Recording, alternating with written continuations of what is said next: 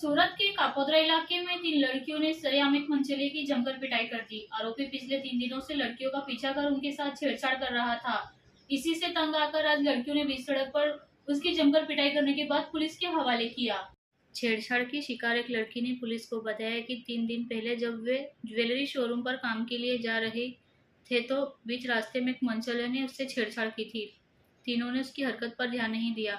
इसी से आरोपी की हिम्मत बढ़ गई और वो लगातार 3 दिनों से उन्हें आते जाते परेशान कर रहा था। लड़के की पिटाई के दौरान मौके पर काफी लोग जमा हो गए थे। जब लोगों को आरोपी के बारे में पता चला कि वो लड़कियों से छेड़छाड़ कर रहा था तो भीड़ ने उसे घेरे रखा और फिर पुलिस के हवाले कर दिया। कापोद्रा पुलिस ने मामला दर्ज कर आगे की जांच शुरू कर दी है।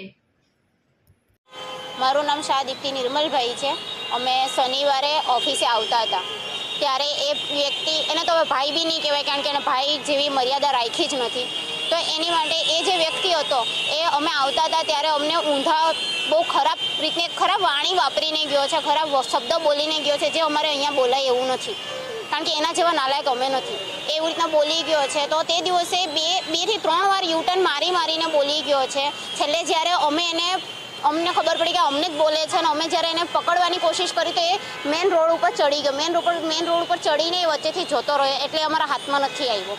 તો અમે તે દિવસે મેં એનો ફેસ બરાબર યાદ રાખેલો હતો કે જે દિવસે મને ભટકાય, જે દિવસે હું એને જોઉં તે દિવસે હું એને પકડીશ। તો આજે જ સવારે અમે ઓફિસ આવતા હતા, 9:15ની વાત છે, સવારમાં ઓફિસ આવતા હતા ત્યારે એ વ્યક્તિ મેં એને જોયા તો મેં મારી ફ્રેન્ડને કીધું કે આ એ જ વ્યક્તિ છે ને, તો અમે એને જઈને શાંતિથી પહેલાં પૂછેલું કે ભાઈ તમે તે દિવસે હું અમને બોલીને ગયેલા, તો એ અમને અમારી પર ચડી બેઠો કે હું નહોતો ને આમ ને તેમ દુનિયાભરનું ને પબ્લિક ભેગી થઈ ગઈ।